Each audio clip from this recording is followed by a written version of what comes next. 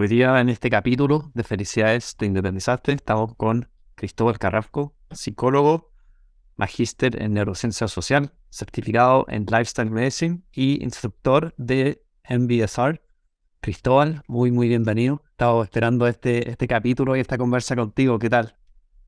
Muchas gracias, Tomás, por la invitación. Contento de poder hablar con ustedes, contigo y con ustedes, porque le debo mucho, la verdad, a la plataforma de todo lo que mencionaste. Realmente yo creo que la gran parte gracias al tiempo disponible que tengo para seguir estudiando para poder seguir especializándome. Así que bueno, encantado. Excelente. Cristóbal, cuéntanos un poco de ti, cómo llegaste a la psicología y luego cuáles fueron todos estos intereses que se fueron dando en irse por un magíster, el mindfulness y cómo todo eso hace que tu consulta sea lo que es hoy. Ujú. Sí, estuve pensando de dónde empezar respecto a la historia, porque siempre los psicólogos solemos tener una historia personal que nos lleva hasta aquí, ¿no? Hasta la profesión. Y que junto con los cursos de ayuda, uno termina estudiando un poquito, eh, al menos en mi caso, como para agradecer, ¿no? Como sí para entender, pero también para agradecer lo que otro psicólogo o psicóloga hizo por uno en su momento. Em, entonces mi historia realmente comienza como en la adolescencia, en mi propio proceso de depresión, y que tuvo un proceso psicoterapéutico que hoy le llamo así. En ese momento era algo más disgregado que esto, em, pero que tuvo mucho que ver justamente con la meditación, con el yoga, también con la psicoterapia propiamente tal, em, y que con el tiempo me fui dando cuenta que no encajaba en los estándares normales de la psicoterapia, eh, sino que los expandía. ¿Sí? Al comienzo tenía esta impresión de que era algo totalmente distinto, como estas experiencias y este conocimiento que acompañan la práctica de la meditación.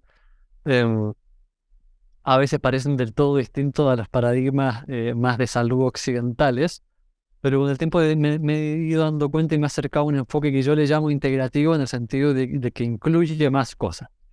Eso lo hace más difícil, más difícil de comunicar, de entender y de aproximarse, pero creo que atiende en el fondo a las necesidades de este tiempo, que es un tiempo donde cada especialidad de salud ha profundizado bastante en sus propios asuntos y nos falta empezar a conectar, ¿no? A hablar entre psicólogos y médicos, entre psicólogos y psiquiatras, que incluso eso es difícil, entre gastroenterólogos y psiquiatras y psicólogos. Entonces yo ya estoy un poquito en el mundo de los entremedios, realmente. Y eso por mi propia experiencia. Primero estudié psicología, como bien mencionaste, em, y luego ya de algunos años de alejarme de la profesión, de volver a la profesión, e intentar encontrar algún marco conceptual y profesional que le hiciera justicia a mi experiencia de transformación personal, como en términos de psicoterapia y meditación, y algunas cosas más. Me encontré extrañamente no con la psicología transpersonal, que fue mi primera búsqueda, sino con la neurociencia, ¿no? Y me pareció que los argumentos y las explicaciones de la ciencia daban más en el clavo respecto al calibre de las transformaciones personales que yo experimenté. Y ahora ya vengo años confirmando de que no solamente eso fue así para mí, sino que estas herramientas, gracias en parte a la ciencia que ha podido ir precisando eh, cómo usar estas herramientas y con quién, también pueden provocar estos cambios importantes en las personas a quienes ayudo. Así que, bueno, en resumidas cuentas, mi camino fue como por ese lado, y aún más específico, ¿no? Que si bien mi camino de meditación y de crecimiento personal fue en una línea en particular, con un nicho muy pequeñito, maestro uno a uno, muy tradicionalmente, para todos los que tienen alguna relación con el mundo oriental, em, en el mundo de la neurociencia me di cuenta que hay un enfoque, y en particular una didáctica, un programa de psicoeducación ligado a la reducción de estrés y al mindfulness, que es el que ha producido la mayor cantidad de evidencia, ¿no? La evidencia más consistente hasta la fecha. No quiere decir que sea el mejor, pero sí que es sobre el cual sabemos más, ¿sí? Y es el MBSR, justamente el programa de reducción de estrés basado en mindfulness, que ahora hace poquito ya salí con el certificado y este año voy a empezar a ofrecerlo. Estoy bien contento por eso. Bien, muchas felicitaciones por eso y la verdad que ha sido un placer verte crecer y expandir desde que nos conocemos hace un tiempo ya de simplemente hablar por WhatsApp, de preguntas en particular de cuadrado, a ver temas más de marketing, de cómo te estás dando a conocer y bueno, ahora escuchar tu historia de primera mano. Así que de verdad, felicitaciones por los logros y todo el camino que te ha tocado recorrer. La verdad que admiro mucho como tu autenticidad en lo que yo veo en redes sociales y me encantaría que nos comentaras un poco de eso, de cómo te da idea a conocer, quién se atiende con Cristóbal, por qué te eligen a ti, cuál ha sido tu, tu foco en atraer a pacientes a la consulta. Sí, la pregunta por el nicho es una pregunta difícil para mí porque atiendo una variedad de personas. Ujú. Eh, pero yo diría, Tomás, que hay un elemento esencial, hay varios elementos esenciales. El primero de ellos son esta búsqueda de herramientas prácticas, como para hacer los cambios efectivamente. Y en la psicoterapia, eh, este siglo y medio de desarrollo de la psicoterapia propiamente tal como profesión, como disciplina y como ciencia, ha desarrollado mucho el trabajo como que llamamos mental, ¿no? El trabajo sobre las creencias, el trabajo sobre tal vez el análisis de nuestras experiencias o el visitar y reflexionar sobre lo que hemos vivido en nuestra vida, que es tremendamente importante, pero muchas veces pasa que, o al menos las inquietudes pareciera de las personas que llegan conmigo muchas veces me dice la siguiente frase como, ahora me entiendo mejor porque vienen de otros procesos de psicoterapia, pero sigo viviendo de la misma manera. Mm. Entonces, como yo practico este enfoque en medicina de estilo de vida, vienen atraídos por eso y también en particular por la meditación que afortunadamente, con sus pros y sus contras, tiene cada vez más difusión, ¿no? Como el beneficio de la práctica ya es una cuestión innegable a nivel científico. Quedan muchas preguntas, pero eso también digamos que son como dos fuentes atractoras de personas, y la verdad es que es un privilegio trabajar con ellas porque vienen con un nivel de motivación que uno se salta en muchos procesos iniciales de psicoterapia, ¿no? Como ya vienen un poquito decididos a hacer cambios, ¿no? A probar cosas nuevas. Eh, Así que bueno, ese es más o menos el tipo de inquietudes que llegan a mi consulta. Hablando un poco de las creencias y dado que eres psicólogo, ¿cómo te ha ayudado a ti lo que el conocimiento, mindfulness, a trabajar las propias creencias limitantes que uno se impone cuando está emprendiendo, cuando está recién partiendo una consulta o cuando se te empiezan a ir un par de pacientes, hay factores fuera de lo que uno puede controlar? ¿Qué trabajo interno haces tú para mantenerte en este camino y atendiendo a tus pacientes? Mm, sí, buena pregunta. Es la pregunta sobre, o sea, escucho la pregunta sobre cómo nos relacionamos con la dificultad, ¿no? Cómo nos relacionamos con el estrés, con lo inesperado, con lo desagradable, de este camino de la independencia. Yo vengo de una familia independiente, es lo natural para mí. No pude llevar el trabajo de contrato de jornada completa. Soy demasiado curioso, creo yo, al menos para los trabajos que probé. Em, y creo que tiene que ver, bueno, que tiene que ver con muchas cosas. Tiene que ver con un aspecto de desde qué lugar, de qué manera o cómo es la relación que tenemos con lo desagradable, ¿no? Con lo indeseado, em, a nivel general. Y en eso, digamos que el mindfulness ha sido uno de los grandes impulsores de la investigación en psicología y en neurociencia sobre esto. Porque al final, en términos de regulación emocional, cuando se va un paciente que no te esperabas, cuando no te resulta y haces un montón de cosas en Instagram y nadie lo ve, y ahora sí que lo hago, me dedico un montón de tiempo a hacer este post, dedico 3 horas, yo lo viví, ¿no? Y digamos que no solamente no atrae gente, sino que nadie lo ve directamente. Eh, y creo que tiene que ver en el fondo con los básicos de la regulación emocional, ¿no?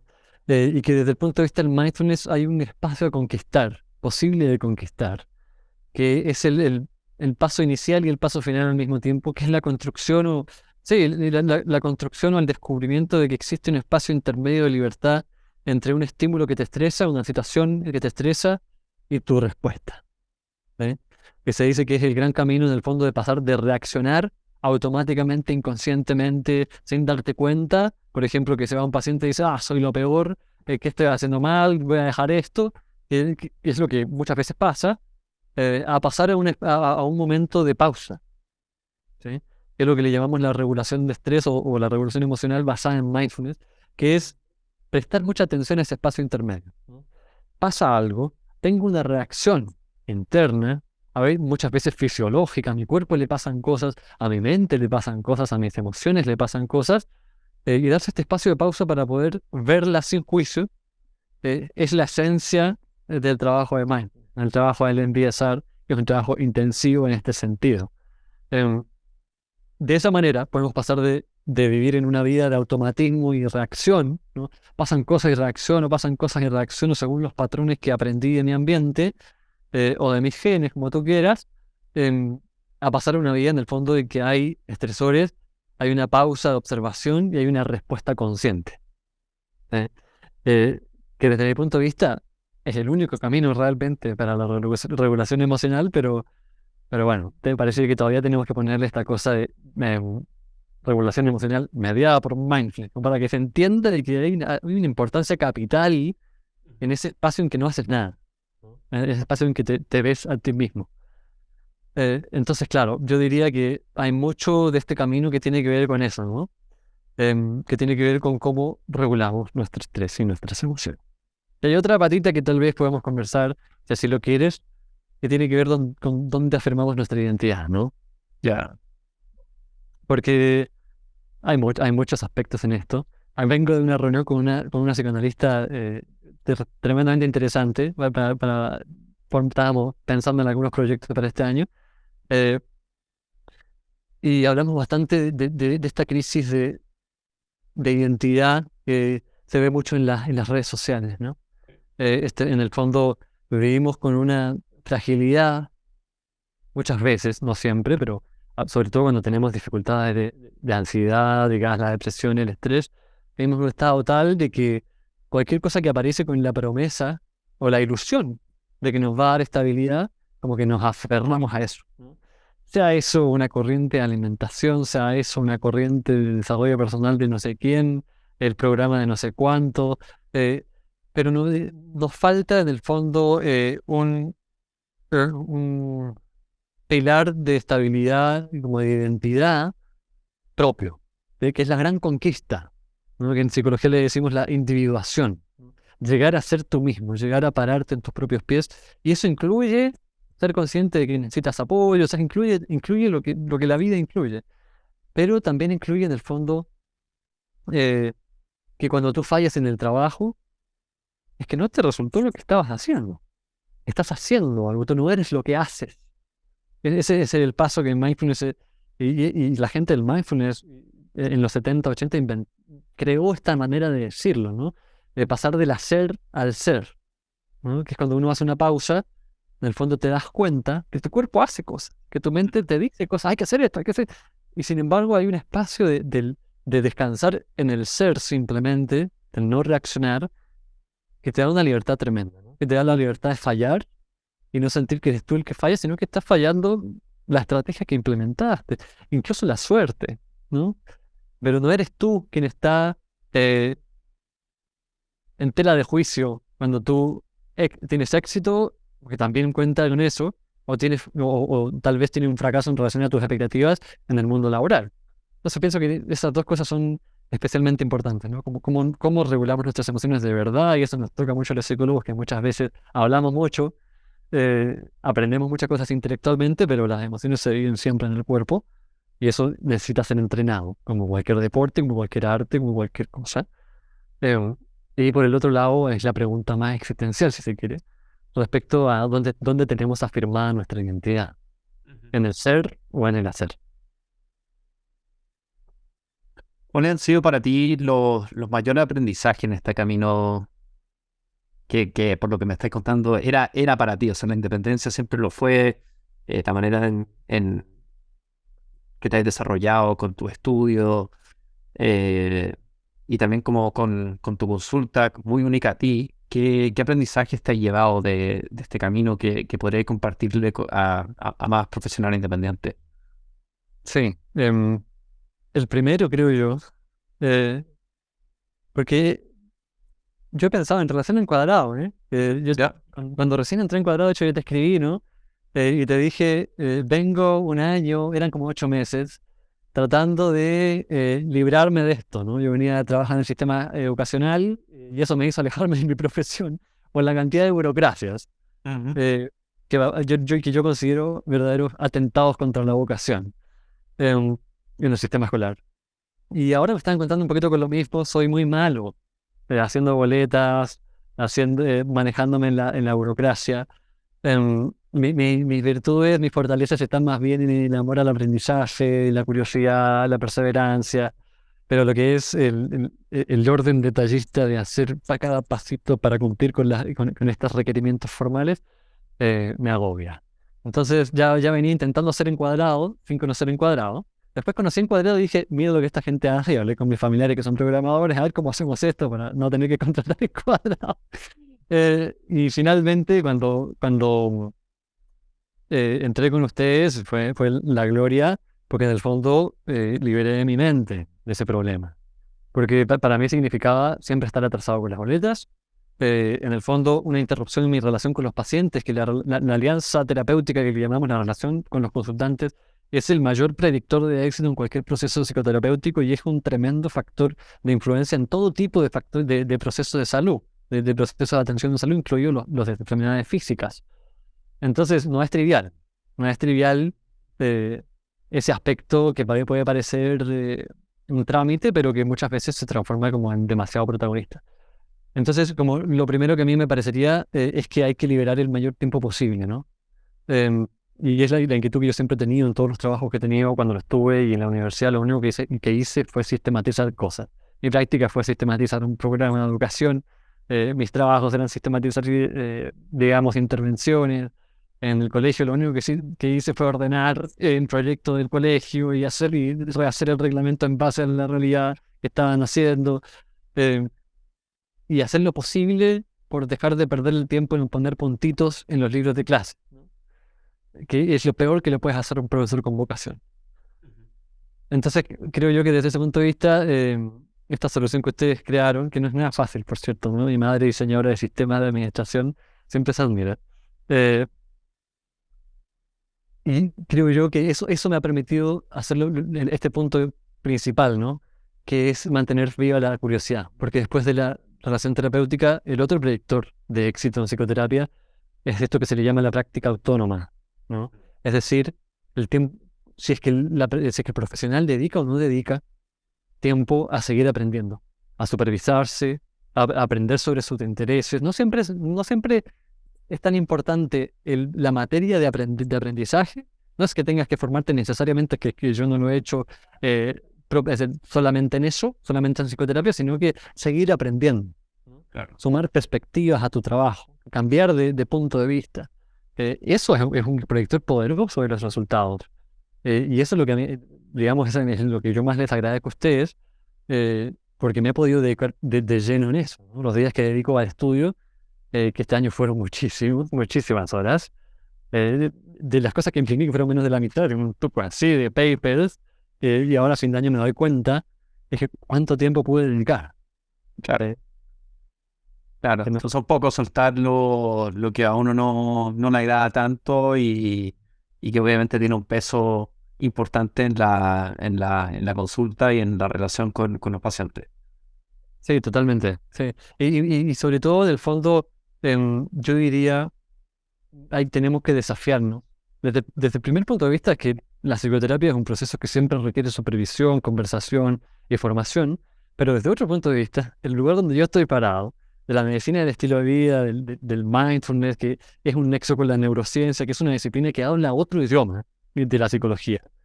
Eh, no solamente tenemos que estudiar sobre nuestra disciplina, sino sobre las demás. ¿Sí? O sea, ahí en la medicina, en la fisioterapia, eh, en la neurociencia misma, en la antropología, en la filosofía, hay un material importantísimo. Y la psicología siempre se ha nutrido de otras disciplinas.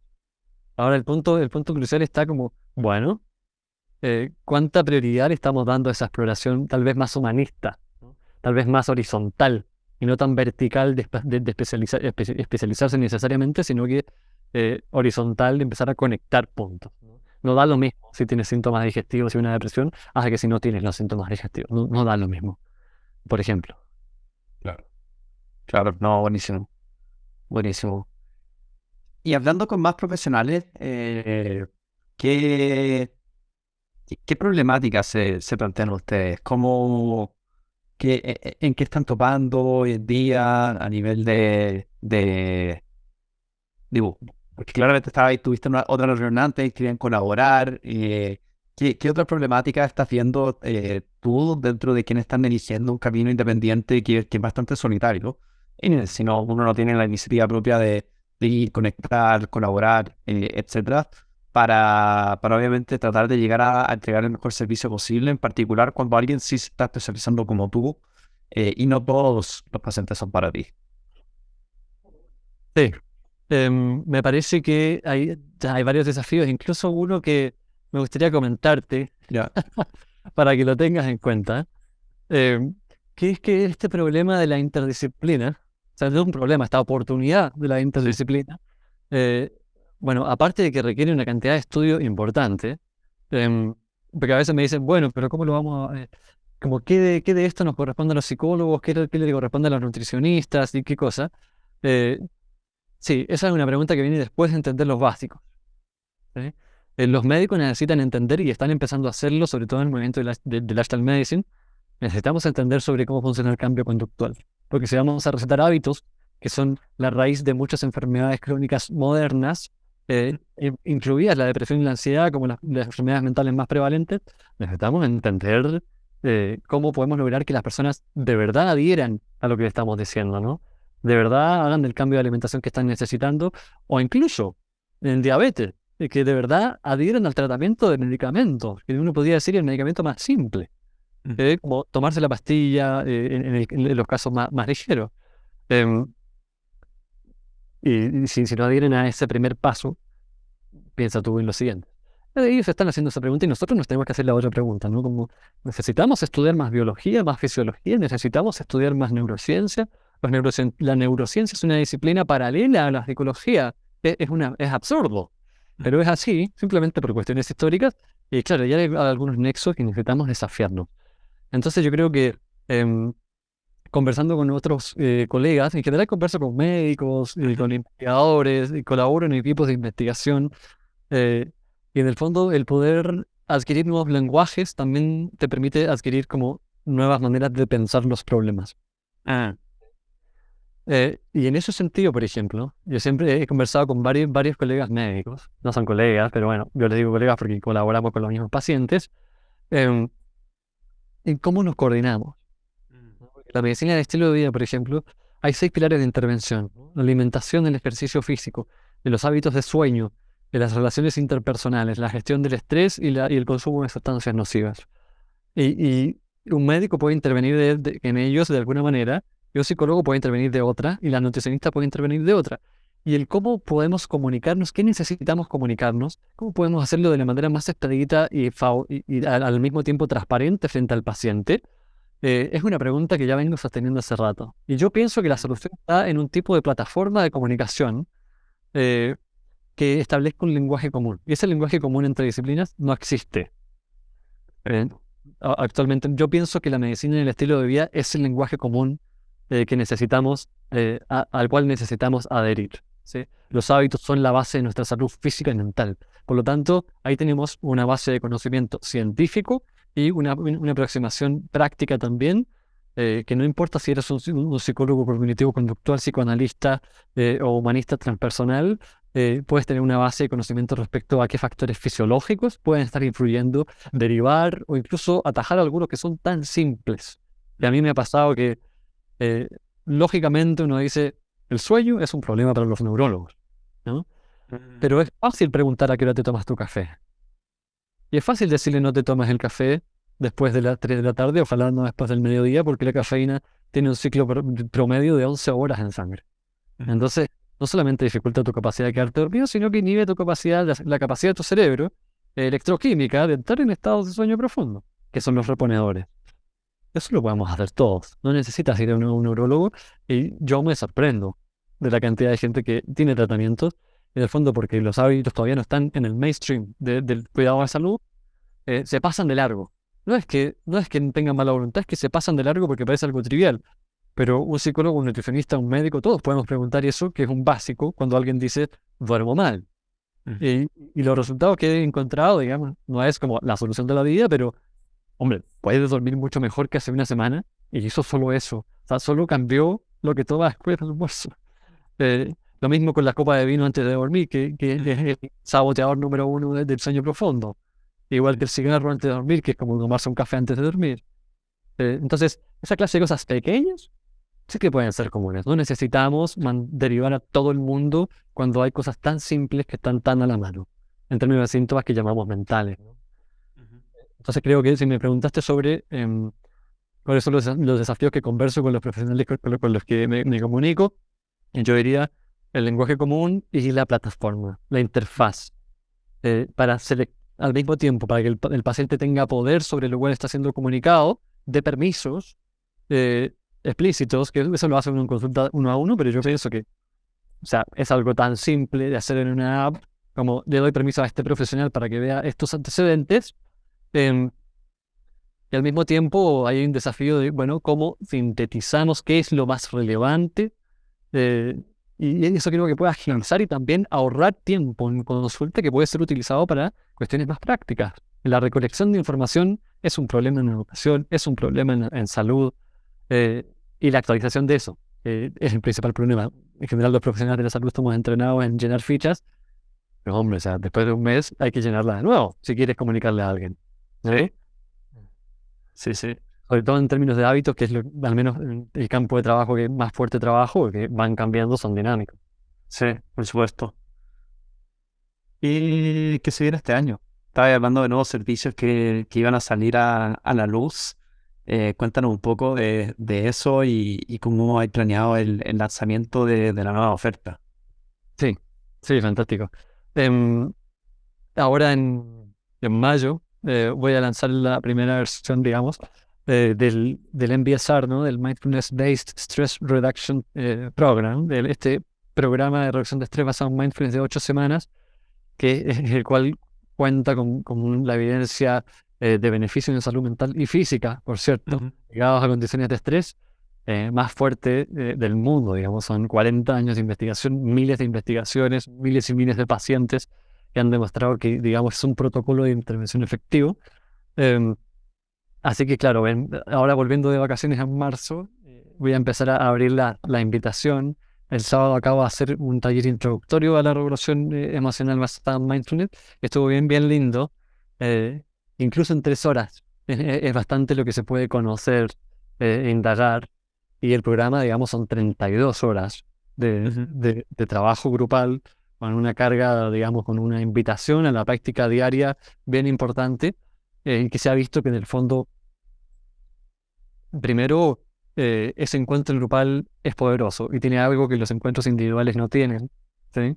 Es en el fondo escuchar las experiencias de otras personas lidiando con cosas similares, ¿no? Con experiencias de estrés tal vez en circunstancias distintas, pero con experiencias internas siempre, sobre todo, similares. Y al mismo tiempo, en el fondo, las técnicas cuando se habla de la neurociencia de la meditación, ¿no? A veces es como muy general. En realidad, lo que la neurociencia ha comprobado es la efectividad de las técnicas particulares de este programa. Entonces, no es que sean las mejores, pero sí las que podemos tener certeza en que la mayoría de las personas que, digamos, que puedan practicarlas e ingresar al programa y comprometerse con esta práctica diaria, van a experimentar el beneficio al corto, mediano o largo plazo, que depende, obviamente, de las otras condiciones de salud adyacentes o interconectados, no ir a ser adyacentes. Entonces, claro, eso es el proyecto más interesante en términos de lo que voy a estar ofreciendo. Además, tengo la fortuna ahí de estar colaborando en algunos proyectos de investigación que voy compartiendo en mi Instagram. Una versión de este programa modificado para madres que teletrabajan, que es un programa gratuito que todavía está reclutando. De hecho, si alguien escucha esto antes de marzo, que se inscriba, que me escriba y se inscriba y es mamá que teletrabaja. Y bueno, y los programas de consulta individual como igual que el año pasado los limité a un número fijo de cupos porque estaba estudiando y ahora, bueno, voy a seguir investigando y haciendo otras cosas, así que voy abriendo poquitos cupos y lo prefiero así. La verdad es que tengo la oportunidad de trabajarlo justo con los pacientes a los que le puedo dedicar el tiempo que merecen. Y en conjunto que voy a estar abriendo esta otra oportunidad una vez por semana, ¿no? Para los que quieran de pronto, no están tal vez tan interesados en terapia propiamente tal, pero sí que quieren trabajar su estrés de una manera que la ciencia ha demostrado que es efectiva, ¿no? Perfecto. Perfecto. Bueno, Cristóbal, muchas gracias por pasar por acá. Te deseo unas lindas vacaciones, un buen descanso. Para quienes sí se interesan de conocer, de colaborar contigo, tomar algún taller, ¿dónde te pueden encontrar? En Instagram, saludmental.integrativa, o buscan Cristóbal Carrasco, psicólogo integrativo. Esa es la manera más rápida de encontrarme. Excelente. Cristóbal, muchas gracias por tu tiempo. Te pasaste. Te mando un gran abrazo. Muchas gracias, Tomás, también. Ha sido un gusto.